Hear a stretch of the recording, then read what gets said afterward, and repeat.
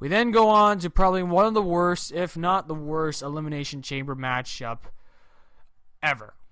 And some people say it's the worst, but people have to go back to that December to Dismember Elimination Chamber matchup and see just how bad that was. This was just bad in the sense that it was sloppy and there was some questionable stuff. The Elimination Chamber matchup was not only sloppy, but it had stupid booking decisions that just made it all the while more bad.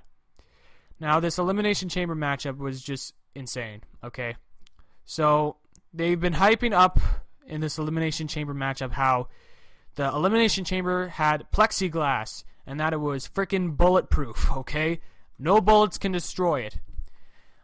Apparently, Dolph Ziggler's head is harder than a bullet, as he went through one of the plexiglass and it just fell off the door. It just fell off right into Mark Henry's door. And so everyone was confused. The referee told Mark Henry to just stay in the chamber door. And there was just a moment of brief nothingness. It's the best I could describe it. And then Mark Henry just walked in and just kept fighting. And the announcers were questioning it too, so everyone was all confused.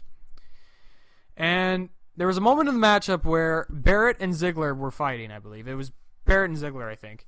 And there's Mark Henry just standing there, watching it all happen. He's kind of like in WWE 2K15. If you don't use the controller at all, he's just kind of standing there and breathing. That's exactly what it was during this Elimination Chamber matchup. He was just standing there doing nothing and just seeing it all. And so after that, Barrett went for the pin, and of course, in an elimination-style matchup, Mark Henry tries to break up the pinfall because, nobody wants to win in this matchup.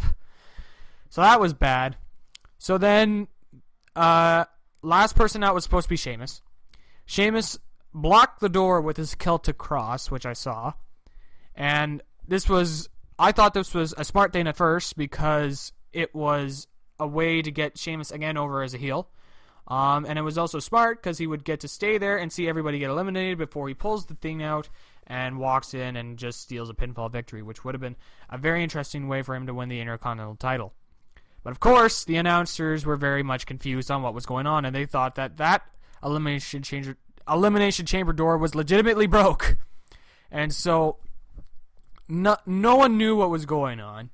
Dolph Ziggler was just yelling his spots. Just yelling them. He was trying to keep this match under control, but you could hear every single, spot that they were going to do from Ziggler.